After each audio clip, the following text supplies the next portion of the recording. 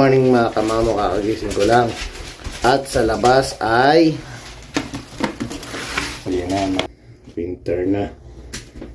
Winter wonderland na. So ngayon, papa-experience natin sa mga tuta ang snow sa labas. Ayan, buksan ko lang yung pinto. Ayan. Legend! Ayan. Oy! First time nila nasa snow. Kaya mo na nakadaya, pero itong isa paltang ko na lang. Para hindi ka masyadong binabantayan.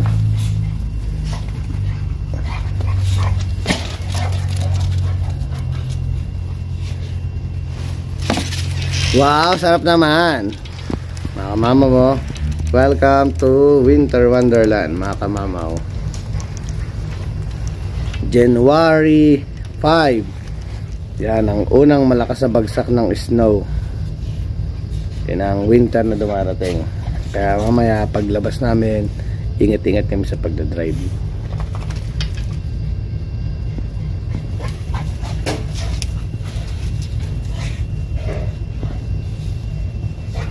Paglaruin ko muna mga ano. Legend! Mga 15 minutes.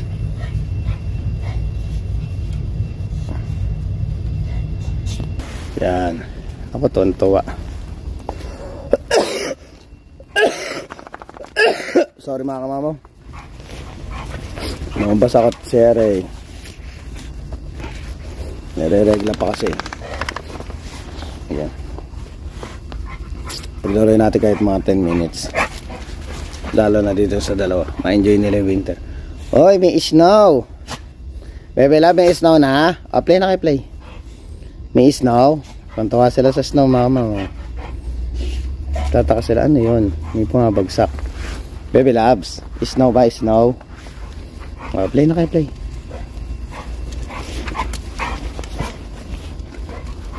Bagurin natin mga kamamaw dahil mamaya aalis sila kamamaw eh.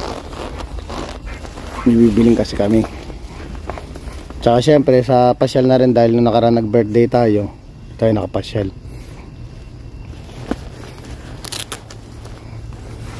Yan na, nagsisipupo at wiwi na. Binabantayan ko mga kamamaw kasi nire-regla pa to sa ere. Anytime papatungan pa to ni Baby Legend. Kailangan bantayan. Wala mga kamamaw, first time pala nangyari to sa akin. Experience ko dito sa Saskatoon kasi magti 10 years na rin tayo dito. Ngayon lang ako naka-experience ng January. Ito pa lang siguro yung simula nung ano, ng snow talaga, ng winter. So tagal din. Pero pwede rin mangyari tong snow na to mga kamamaw. Pwede rin matunaw pa to. Di natin sigurado kung dire-diretso na to katulad nung literal na normal na winter. Ito pwede rin baka mamaya after ito kinabukasan mainit na naman yung temperatura, matunaw na naman.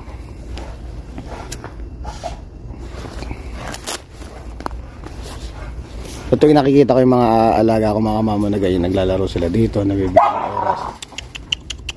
Legend! Dito na! Legend! Kaya sa tuwing nakikita ko sila mga kamama naglalaro ng ganyan, napapaglaro ko sila ng mga 1 oras, 30 minutes, masayang masaya ako mga kamama. Alam ko kasi napasaya ko yung mga alaga ko. Tingnan ko sila kamahal. Ayun, tonto. Ayun ang malakas sa snow, si Legend talaga.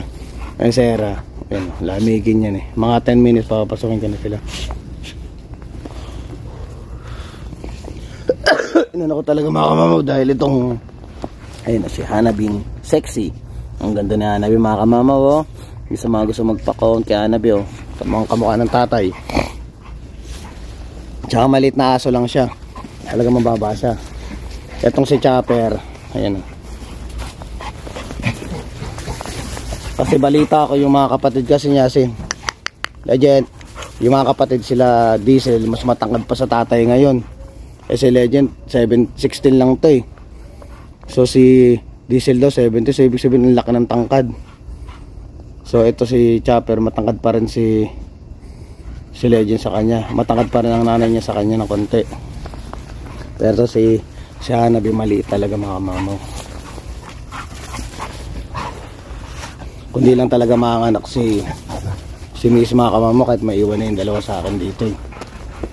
Pero iba pa rin kasi mga kamamaw, dapat talaga mabantayan din ng maayos din yung baby natin, dahil ngayon lang din ako magbe-baby sa tagal din ng panahon. So gusto ko mag-focus man lang dun sa anak ko. Ito na ang pagbubuli, madali lang naman yun eh. Yan, ganda ng katawan niya din. Pinapakain ko na rin sila mga kamamaw ng chicken feet. Kumakain na rin ng chicken feet yung mga yan. Tsaka syempre naka-coconut oil yung mga yan. Pinapakain coconut oil. Minsan chicken heart or chicken liver, inahaluan ko na rin. Tsaka pare-para sa sila ng dog food, para makatipid na rin ako. Ay mamaya papaliguan ko yung dalawa.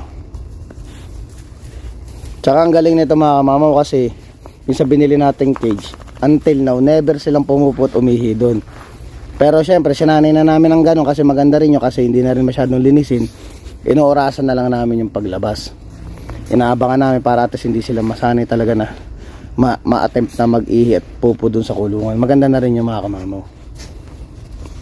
Kaya kahit maglagay ka ng sapin doon, hindi madudumihan. Yun ang maganda mga kamamaw, sa nakasanayan nila. Okay sa akin yun, okay. Mababait yung mga tutang to. Makukulit lang, pero iba yung bait ng mga to. Kambal para sa paras ng muka. Mag best friend yung magtatay na yan eh. Ito may sariling mundo, ay yung pumupupong yan eh. May sariling mundo yan eh. Katuwa, mamaya paliguan natin sila. Kasi pag nagpapaligo ako ng aso, twice a week lang. Ganito na sila. Sarap panoorin mga kamamaw.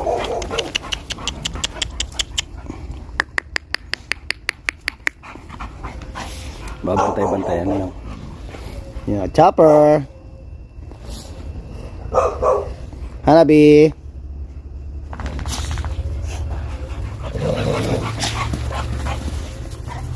Ayaman na sila maglaro mga kamamaw ulit.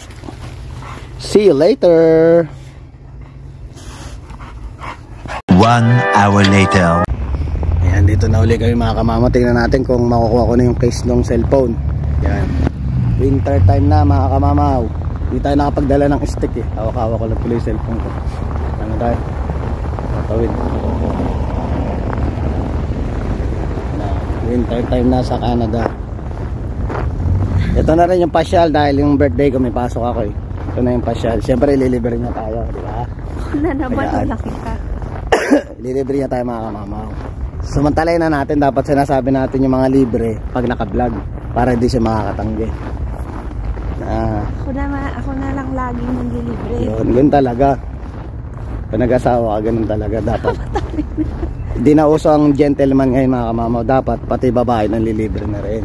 Hindi puro lalaki ang nanlilibre. Alalayan natin yung matanda at madulas.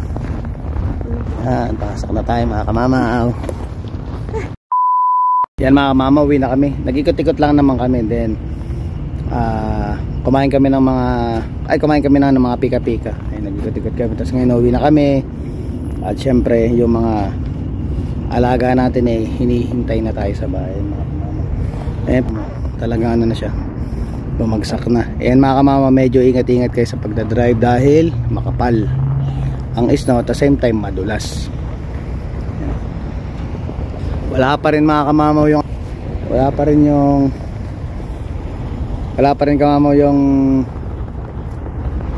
ano natin, yung atad box, hindi pa rin dumarating. Medyo na inabota kasi ng Christmas season yung delivery nung in-order natin, hindi pa dumarating. Balik na lang tayo. Hindi ko talaga nagagamit pa yung cellphone na pang-vlog natin talaga, kasi nga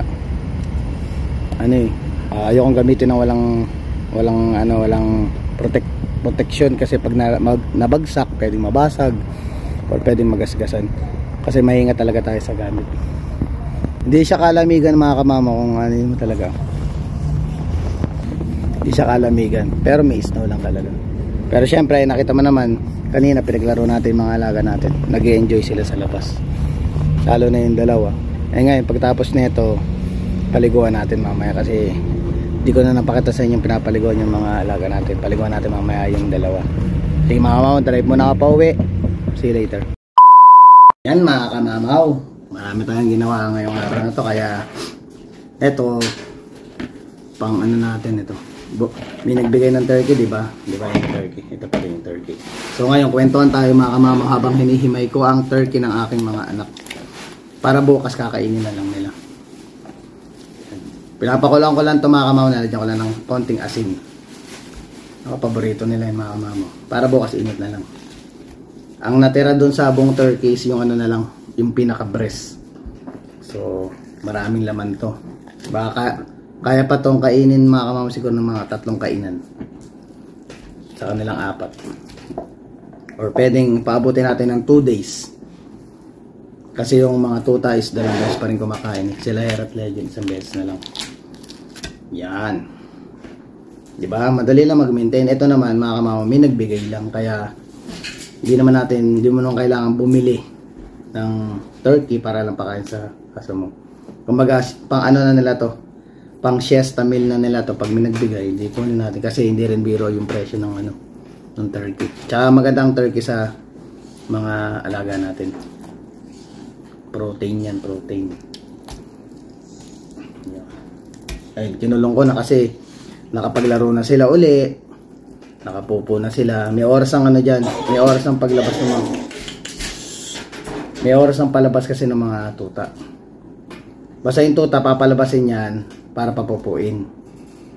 Ang ganun ang ginagawa natin. Sanay naman sila. Abutan ko na lang mamaya. Ay, no? Nakapuno na tayo sa tray. Marami pa.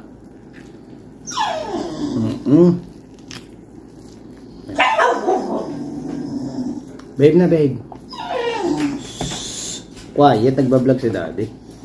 Yan, laging may eksena sa vlog natin si Hanabi. Quiet, bigyan ko lang mga kamama papanahimik. Quiet.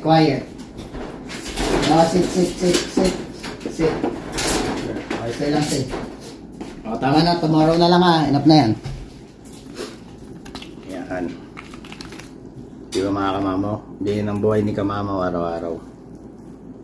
Ang oras ay nasa mga alaga lang natin.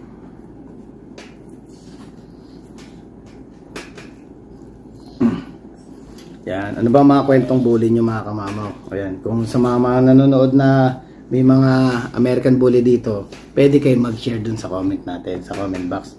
I-share nyo naman yung mga buhay ng American bully nyo.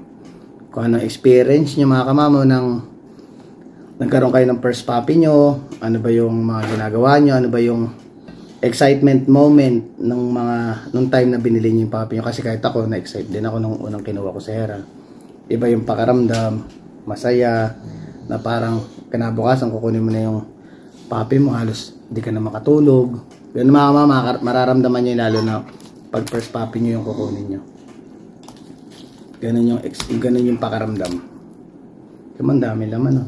Naka 3 tray ata tayo. Bless paso yung nga lang anak ng ano, nung isa pang ganito.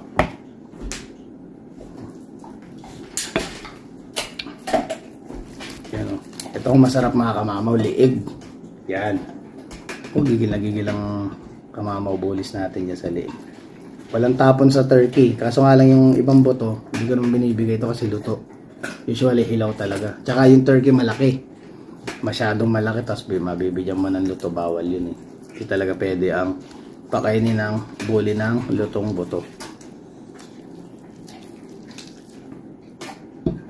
Yung biligay ko kay Legend, ano yun yung malambot na part ng ano, ng bully, ng turkey. Yung malambot na buto. Dito nakaabang. Etong katulad niya, malalambot yan. Pwede yan. Huwag lang yung sobrang talagang ano, yung talagang mga wing part. Yung tsaka ito yung mga ganito. Matigas yan.